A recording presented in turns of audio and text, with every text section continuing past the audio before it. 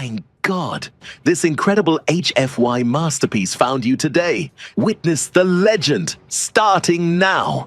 The Galactic Cooperative Educational Initiative, or GCEI, for those who valued their breath and sanity, was founded approximately 273 standard cycles ago on the rather optimistic premise that if you threw enough species into classrooms together, they'd eventually stop trying to conquer each other's homeworlds. The results were mixed, though statistically better than the alternative, which mostly involved plasma weapons and diplomatic incidents that required 17-page apology letters written in 4 different chemical communication systems. When humanity stumbled into the interstellar community some 15 years prior, smelling faintly of rocket fuel and hubris, the cooperative faced an interesting dilemma. Humans were, by all measurable standards, laughably fragile. Their bone density registered somewhere between embarrassing and concerning. Their atmospheric requirements were annoyingly specific. They couldn't even see in infrared or ultraviolet, which meant they bumped into things with depressing regularity. And yet, somehow, these soft little primates had clawed their way off a death world that classified as a Class 7 hazard zone, and insisted they deserved a seat at the big kids' table. The cooperative, in its infinite wisdom and finite patience, decided that integrating humans into the educational exchange program would be character building. For everyone involved, possibly therapeutic. Definitely entertaining for the administrators who ran betting pools on which species would file the first formal complaint. The Zenthari Academy orbited a pleasant binary star system in neutral space, carefully positioned so no single species could claim territorial advantage. It was considered the crown jewel of interspecies education, boasting facilities that could accommodate everything from methane-breathing Skorthak to the silicon-based Vreni, who technically weren't alive by most definitions, but filled out paperwork beautifully. The architecture was aggressively neutral, all sweeping curves and adaptive environmental pods, designed by a committee that had argued for 6 years about appropriate door widths. It was here, in Combat Instruction Hall 7, that the incident occurred. Lieutenant Maya Reeves stood at exactly 5 feet 6 inches tall, which translated to slightly below average height for a human female and absolutely microscopic by the standards of most species represented in her classroom. She had the build of someone who'd spent years conditioning their body into a precision instrument. All functional muscle and economy of movement. With dark hair pulled back in a regulation bun and eyes that suggested she'd seen some things, and filed them under lessons learned rather than trauma requiring therapy.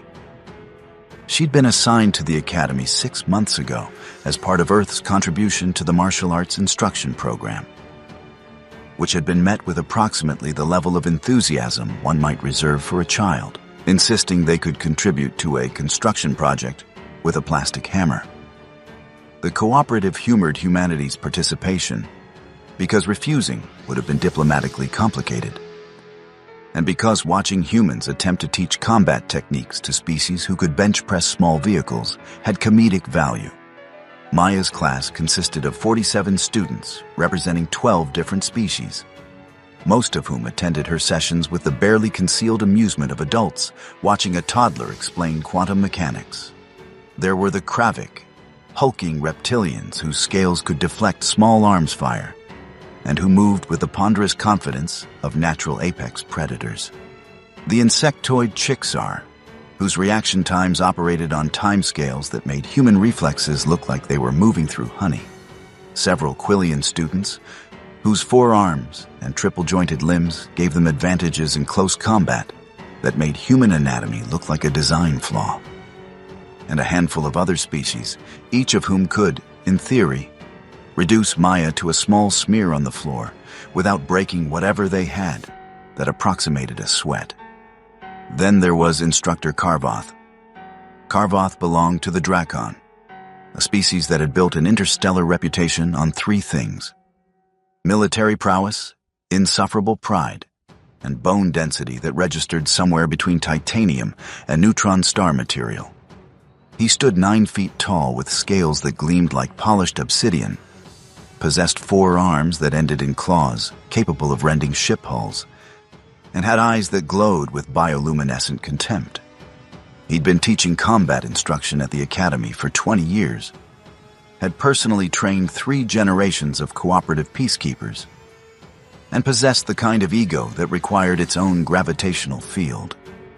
He was also Maya's official supervisor, an arrangement that the administration insisted was about mentorship and cultural exchange, but which everyone understood was actually about making sure the human didn't accidentally get herself killed doing something stupid, like demonstrating a technique on a student who could sneeze her into paste.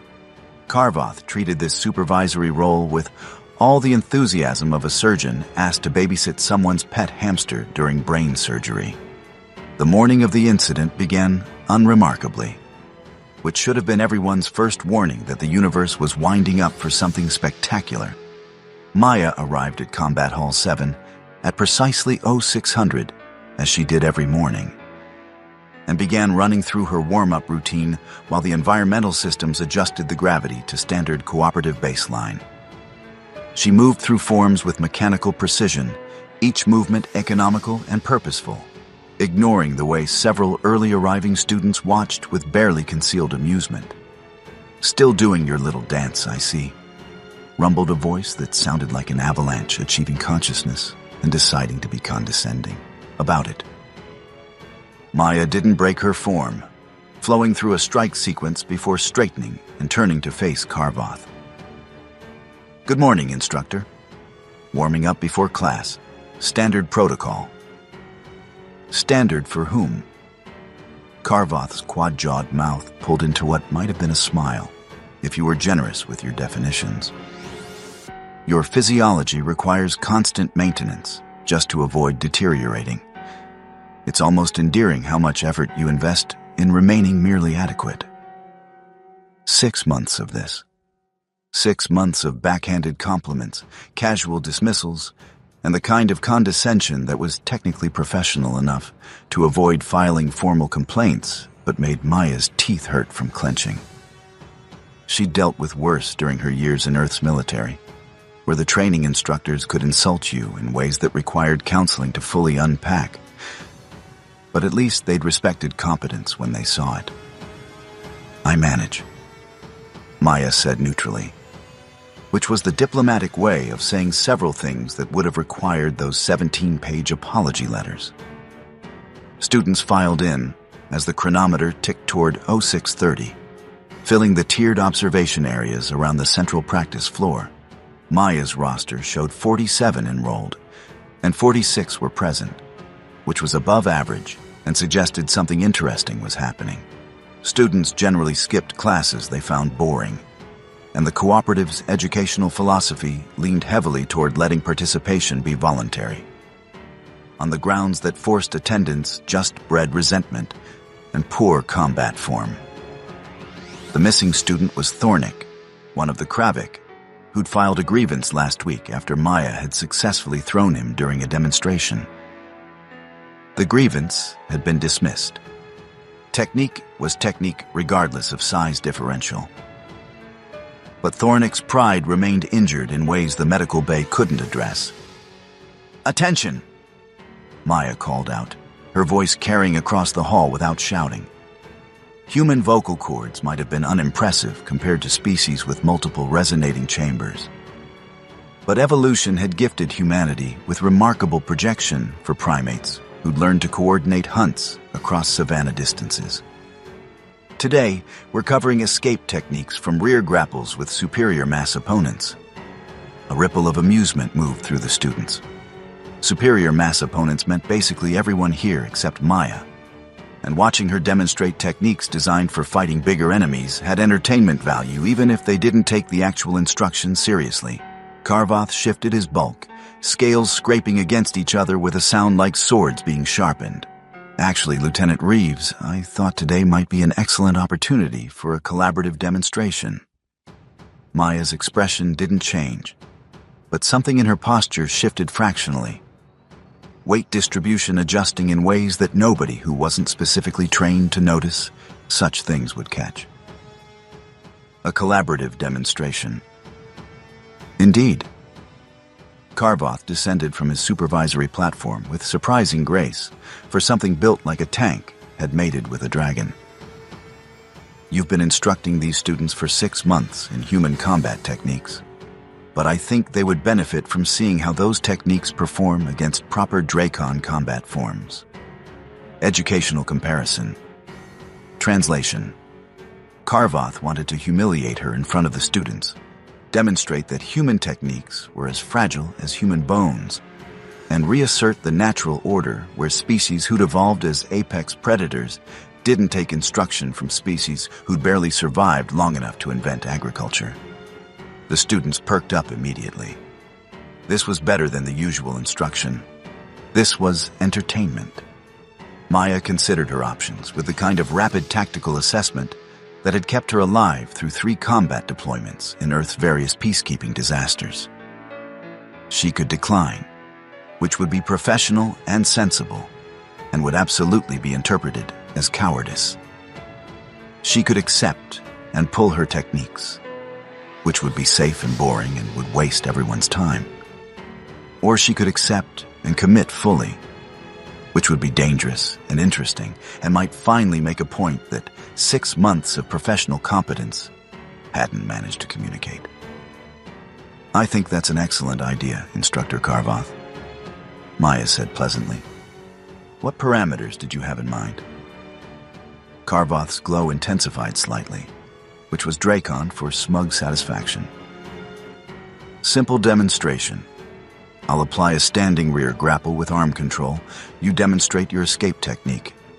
Standard training intensity, of course. We wouldn't want any accidents.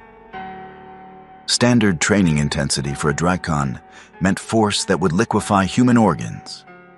But Karvoth's tone suggested he believed he was being generous.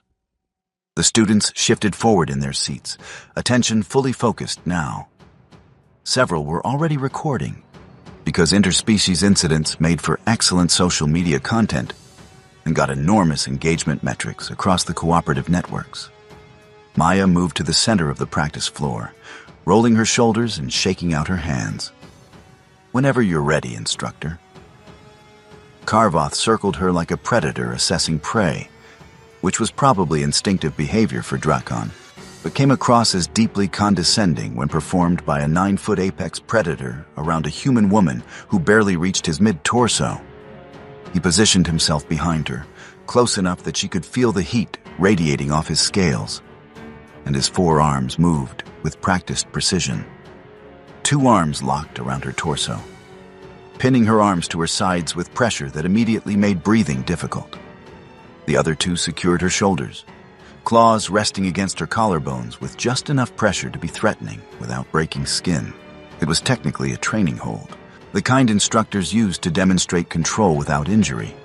Except Karvoth applied it with force that suggested he'd forgotten what standard human tolerances were, or didn't particularly care.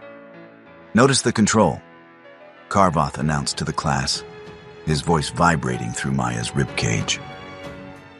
4-point lock on the torso and shoulders. The subject is completely immobilized. Human techniques emphasize leverage and joint manipulation, but such methods become ineffective when the opponent has proper mass and limb advantage. Lieutenant Reeves, please demonstrate your escape technique. Maya tested the hold, feeling the pressure points and angle restrictions. Karvoth had positioned himself correctly for Dracon grappling doctrine, which emphasized overwhelming force and limb redundancy. Against another Dracon, this hold would require specific counter techniques that played to species-specific flexibility advantages. Against most other species, it was genuinely difficult to escape without cooperation from the person applying it. Against a human, it was a tactical error. The primary weakness of multi-limb grappling, Maya said conversationally, her voice only slightly strained by the pressure on her ribs, is that it requires commitment of multiple limbs to maintain control. This creates timing windows during transition phases and locks the opponent into predictable response patterns. She shifted her weight, dropping her center of gravity and turning the pressure on her ribs from crushing force into structural loading. Karvoth compensated automatically, adjusting his grip, which was exactly what she'd anticipated. His upper arms tightened to maintain shoulder control, which fractionally loosened the lock on her torso. That was the window. Maya exploded into motion with the kind of violence that made spectators flinch. She dropped her full weight suddenly, breaking Karvoth's postural stability, then drove her heel into his knee joint with force generated from hip rotation and spite. The Drakon's leg buckled slightly. Not much. His bone density made damaging him genuinely difficult. But enough to shift his balance. She twisted hard, accepting the pressure spike on her ribs as an acceptable cost, and got one arm partially free. Karvoth snarled, recovering faster than most species could process sensory input, and adjusted his grip with the kind of speed that made his reputation as a combat instructor well-deserved. His upper right arm released her shoulder and moved to secure her head, establishing a neck control that would end the demonstration decisively. His hand closed on her right wrist instead, which had somehow gotten in the way during his grip transition. He squeezed, applying what he probably considered moderate force. The kind of pressure that would make a student submit and learn respect for Drakon's strength. The crack echoed through Combat Hall 7 with perfect acoustic clarity, sharp and clean and unmistakable. It was the sound of human, bone experiencing rapid structural failure, of Radius and Ulna deciding they'd had enough of their current configuration and opting for something more abstract. Maya's wrist broke. The room went silent except for the hum of environmental systems and someone's recording device automatically adjusting focus. 46 students held their collective breath, waiting for the human to scream or cry or do whatever humans did when their fragile skeletons failed. Karvoth released his grip, stepping back with an expression that might have been concern if you were generous or satisfaction if you were honest. Well, he rumbled, perhaps that demonstrates the fundamental problem with human physiology in combat scenarios. Your species simply lacks the structural integrity for proper. Maya's left hand shot up and secured a grip on Karvoth's throat before he finished his sentence. The thing about human anatomy that most species didn't appreciate was that evolution had gifted humanity with remarkable grip strength relative to body mass.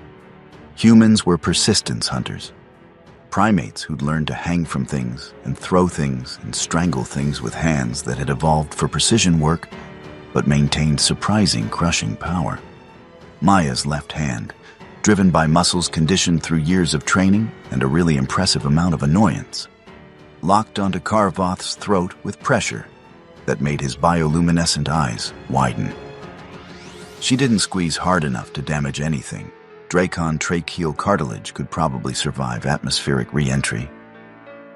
But she established control, which was the point. Her broken right wrist dangled at an angle that made several students experience sympathetic nausea. But Maya's expression suggested she'd filed this under minor inconvenience rather than medical emergency. She pivoted, using Karvoth's own mass against him, applying techniques that had been developed by humans fighting enemies with superior size and strength for approximately all of human history. Karvoth grabbed for her with 3 of his 4 arms, but Maya was already moving, flowing through the kind of close-quarters combat sequence that looked less like martial arts and more like applied physics with malicious intent.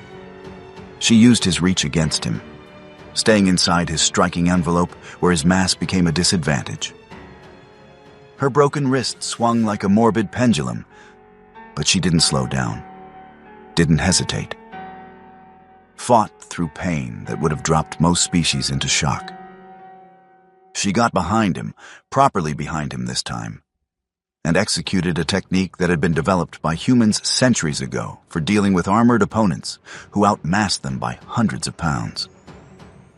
It involved leverage points, weight distribution, and understanding exactly how vertebrae connected to skulls across most bilateral anatomies. The technical term was a cervical spine manipulation. the informal term used by humans who didn't have time for proper medical terminology during combat was a neck snap. Maya applied it with textbook precision. Karvoth went down like a collapsing building, forearms flailing, scales scraping across the practice floor with a screech that made teeth hurt. He landed face first, gasping, his bioluminescent eyes flickering in patterns that probably indicated neurological confusion or profound shock or both. He wasn't dead. Dracon neurology included redundant nerve clusters that made killing them through neck trauma genuinely difficult without dedicated equipment. But he was definitely experiencing an unscheduled malfunction of his motor control systems and would require medical attention immediately, if not sooner. Maya stood over him, breathing hard, her broken wrist cradled against her torso, and addressed the class with the same conversational tone she'd used to discuss lunch options. Human combat doctrine, she said, operates on 3 fundamental principles. First, pain is just sensory information. It tells you something is damaged, but it doesn't stop you from functioning unless you let it. Second, acceptable damage thresholds are higher than you think. Broken bones are temporary. Death is permanent. You can fight through one, but not the other. Third, humans don't stop. She looked down at Karvoth, who was making sounds like a malfunctioning engine and trying to remember how voluntary muscle control worked. We evolved as persistence hunters. We chased prey until it died of exhaustion. We survived on a planet that tried very hard to kill us through predators, disease, weather, and each other. We learned that the fight doesn't end because you're hurt. It ends when you've won or you're dead. And evolution weeded out the genetics that gave up in the middle. Maya grabbed her broken wrist with her functional hand and, without changing expression, pulled it straight with a crunch that made half the students look away. The bone ends grated against each other, sending signals to her brain that strongly suggested this was a terrible idea. But she'd learned years ago that pain was negotiable if you had enough adrenaline and spite. Medical team to combat Hall 7, she said clearly, her voice carrying to the hall's communication system. Instructor Karvoth requires immediate attention for cervical trauma. Non-lethal but urgent. She walked calmly to the equipment storage, retrieved a basic field immobilizer with her functioning hand, and began applying it to her broken wrist with the kind of casual competence that suggested she'd done this before. Possibly more than once. Possibly more than was psychologically healthy. The students sat in stunned silence, processing what they'd just witnessed.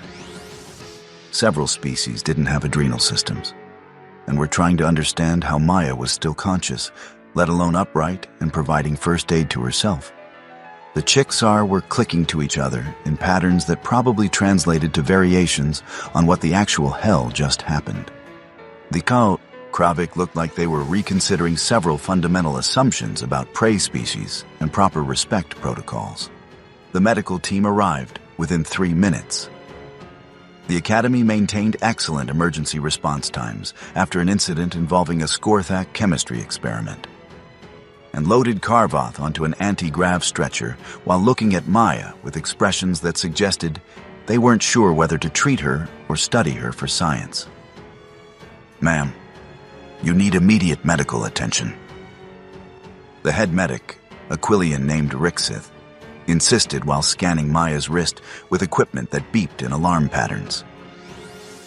"You've sustained a complete bilateral fracture of the radius and ulna with significant soft tissue damage. You should be unconscious from shock." "I'm aware of the damage assessment," Maya said calmly. "I can feel it breaking. But the bone regenerator in your medical bay can handle this in about 4 hours, and I have a class to finish teaching." "You have a what?" "A class to finish." Maya turned back to her students, holding up her immobilized wrist. "Who can identify the tactical errors Instructor Karvoth made during our demonstration?" Nobody answered. 46 students stared at her like she'd spontaneously developed extra heads or announced her intention to wrestle a star. Maya waited patiently. Teaching was about creating space for students to process information, even when that information involved watching their instructor break a supervisor's neck with a broken wrist and then calmly continuing class like this was normal. Finally, one of the Kravik, Venner, who'd been consistently attentive despite the species-wide tendency toward casual arrogance, raised a clawed hand hesitantly. He, underestimated your pain tolerance. Partially correct, Maya acknowledged. More specifically, he made tactical assumptions based on species-typical responses to trauma. Most species experience overwhelming pain from broken bones and cease combat operations.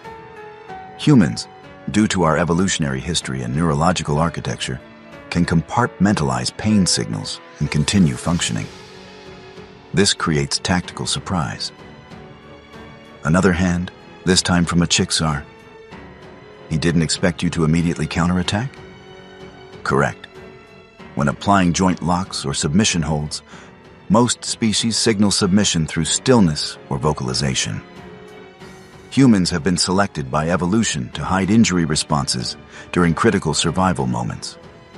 We freeze mask our pain, assess tactically, then respond with maximum violence before the opponent realizes we're still a threat. A Quillian student, her forearms gesturing in what was probably her species' version of raising a hand enthusiastically. He assumed his superior bone density made him immune to human techniques? Excellent observation. Dracon bones are approximately 8 times denser than human bones. However, the connection points between bones, joints, spinal articulation, limb, anchoring, operate on similar biomechanical principles across most bilateral species. You can't strengthen those connection points beyond certain thresholds without compromising mobility. Techniques that target those connection points remain effective regardless of bone density. The medical team was still hovering uncertainly, clearly wanting to drag Maya to the medical bay, but also apparently unwilling to physically grab her after watching what she'd done to Karvoth. Rixith tried a different approach. Lieutenant Reeves, regulations require immediate medical intervention for injuries of this severity. Noted. I'll report to medical bay during the scheduled break between classes. Current priority is educational continuity. Maya fixed the medic with a look that suggested arguing would be inadvisable. Unless you're prepared to declare me medically unfit for duty, in which case I'll need that determination in writing from the chief medical officer. Rixith's forearms drooped in defeat. Nobody wanted to deal with the paperwork of declaring a human unfit for duty, particularly when said human was standing upright and teaching class with a broken wrist, like it was a minor inconvenience. The medical team retreated with Karvoth, who'd regained enough neurological function to groan in patterns that suggested he was reconsidering many of his recent life choices. Maya continued teaching. For the remaining 73 minutes of the scheduled class period, she demonstrated escape techniques, proper weight distribution for fighting larger opponents, and targeting strategies for critical joints across different species' anatomies. She did this with one functional hand and a broken wrist that was swelling impressively despite the immobilizer, maintaining the same professional competence she demonstrated for 6 months, except now the students actually paid attention. They took notes. They asked questions. They tried the techniques with each other with a level of seriousness that suggested they'd finally internalized that maybe, possibly. The small human instructor knew what she was talking about. When the chronometer hit 0800 and class ended, none of the students left immediately. Several approached Maya with questions that ranged from technical to existential. "Is it true humans can run for days without stopping?" asked Venner. Persistence hunting typically involves 8 to 12 hours of continuous tracking and running, sometimes longer depending on prey species and terrain. The current human ultra-marathon record is approximately 5 days of continuous running, though that's extreme even by human standards. How much pain can humans tolerate before combat effectiveness drops? From one of the chicks are. That's individual dependent and training dependent. But field studies suggest humans can maintain combat effectiveness with injuries that would incapacitate most species. Compound fractures, severe lacerations, partial limb loss. Historical combat records document humans continuing to fight with damage that should theoretically render them non-functional. "Why didn't you stop when your wrist broke?" asked a Quillian student quietly. Maya considered the question seriously. Because stopping wasn't tactically advantageous. Instructor Carvoth had committed to a demonstration intended to prove human inferiority. Stopping would have confirmed his assumptions and wasted 6 months of instruction. Continuing and winning made a point that words couldn't accomplish. "That seems," the student hesitated, searching for appropriate terminology, "psychologically abnormal." By most species standards, yes. By human standards, it's called having a working adrenal system and severe irritation. We're a spite-driven species with pain tolerance shaped by millions of years of surviving on a death world. We're not psychologically normal by any reasonable definition. The students processed this with expressions that suggested they were recalibrating their understanding of humanity from fragile weaklings to something more concerning. News of the incident spread through the academy with the speed of scandalized gossip amplified by communication technology. By midday, the recording had been viewed approximately 40,000 times across academy networks. By evening, it had jumped to cooperative-wide networks and accumulated 3 million views, with commentary from combat analysts, xenobiologists, and various species offering opinions ranging from impressed to horrified. The administrative response was predictably bureaucratic. Maya spent 2 hours in the medical bay, getting her wrist regenerated, while administrators argued about appropriate disciplinary action, protocol violations, and whether defending yourself when someone broke your wrist during a training exercise counted as excessive force or justified response. The Dracon contingent demanded Maya's immediate expulsion for assaulting a senior instructor. The human delegation pointed out that Carvoth had initiated the physical confrontation, applied excessive force resulting in injury, and that Maya's response was consistent with human self-defense doctrine. Several neutral species suggested maybe everyone could calm down and remember that the entire incident had been recorded and showed pretty clearly who escalated what. Eventually, after 6 hours of committee meetings that probably violated several workplace safety regulations regarding reasonable meeting duration, the administration issued their official decision. No disciplinary action for Maya. Mandatory joint training protocols review for all combat instructors. And a strongly worded memo about respecting species-typical pain tolerance variations. Carvoth recovered fully within 8 hours.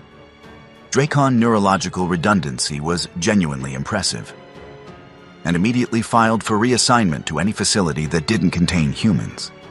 His request was approved with what several administrators privately admitted was unseemly haste. The Academy's combat instruction program underwent immediate revision. Suddenly, human pain tolerance and persistence hunting became required study topics. Several departments requested human guest lecturers to discuss Earth's evolutionary history and survival adaptations. The medical bay updated its trauma protocols to include special notes about human damage thresholds and the phrase, "Please verify the human is actually unconscious," before assuming they're non-functional. Maya's subsequent classes were packed beyond capacity, with students from disciplines completely unrelated to combat instruction attending just to watch a human teach. Her reputation shifted from amusing curiosity to someone you absolutely did not want to fight unless you enjoyed surprise neck injuries. 3 weeks after the incident, Maya received official notification that Earth's military had requested her input on revised training protocols for human instructors at cooperative facilities. Apparently, her demonstration had sparked interest from multiple species militaries about incorporating human endurance tactics into their standard operating procedures. She also received approximately 200 interview requests from cooperative media outlets, all of which she declined on grounds that her wrist was still technically healing and she had classes to teach. Thornick, the Kravik student who'd filed a grievance about being thrown, quietly withdrew his complaint and returned to class. He even apologized, which was apparently significant for Kravik, who traditionally considered apologies a sign of weakness. He explained that he'd reconsidered his position after watching the recording 17 times and consulting with his clutch elders, who'd informed him that surviving being thrown by something that could break its own bones and keep fighting was actually an honor, and he should stop being a hatchling about it. The Zenthari Academy settled into a new equilibrium, one where humanity's presence was taken slightly more seriously, and human instructors were approached with the kind of cautious respect previously reserved for species with natural weapons and concerning predatory instincts. 6 months later, the cooperative formally requested that Earth provide additional combat instructors to supplement training at facilities across neutral space. The official request emphasized humanity's unique perspective on asymmetric combat, damage tolerance, and psychological resilience.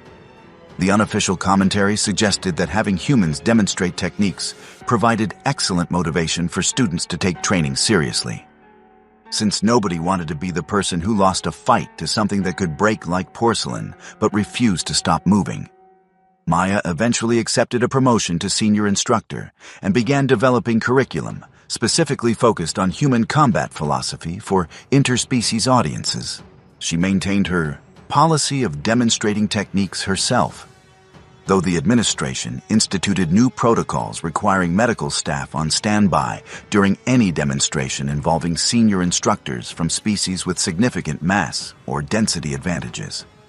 Her course, formally titled Asymmetric Combat Strategies for Variable Physiology Engagements, became informally known as How Humans Won't Stop Even When You Break Their Bones, and was consistently oversubscribed every semester.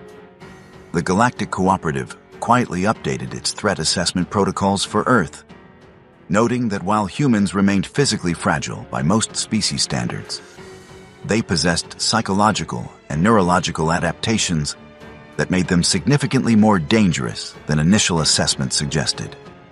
The updated files included detailed notes about human pain tolerance, persistence hunting evolution, and a highlighted section that essentially said, "Do not assume a human is non-functional just because they're injured. Verify they're actually unconscious or dead before proceeding." And somewhere in Combat Hall 7, on a wall dedicated to memorable Academy moments, someone had mounted a small plaque. It didn't commemorate Karvoth's years of distinguished service or his numerous military honors. Instead, it marked the exact spot where he'd learned that breaking a human's bones was easy, but stopping a human once they decided to end you was considerably more difficult. The plaque read, "Pain is just information. Humans negotiated better terms." Underneath, in smaller text. Also, maybe don't break your colleague's wrist during a demonstration unless you're prepared to have a really bad day immediately afterward. The galaxy had learned something valuable. Fragility wasn't weakness. Pain wasn't defeat. And humanity's classification as a non-threatening species required significant revision. Humans wouldn't outfight you through superior strength or speed or natural weapons. They just refused to stop until the fight was over, accepting damage that should end combat operations, and continuing anyway through what could only be described as weaponized stubbornness and evolutionary spite. It was a lesson that most species only needed to learn once, preferably through recorded demonstration rather than personal experience. Though a few stubborn individuals still required hands-on instruction, Maya continued teaching, her wrist healed completely, her reputation thoroughly established, and her class roster permanently full of students who'd realized that sometimes the most dangerous opponents were the ones who looked breakable, but absolutely refused to acknowledge that breaking was supposed to stop them. The cooperative buzzed with new understanding, awkward apologies, and revised protocols. And humanity smiled its persistence hunter smile, the one that said, "We survived the Ice Age," and saber-toothed cats in each other, and noted that they'd been trying to explain this for 15 years, but apparently, demonstration was more effective than documentation. Some lessons, the galaxy learned, required breaking bones to properly teach. The trick was making sure you broke the right bones, taught the right lesson, and remained upright enough afterward to confirm everyone understood the material. Class dismissed.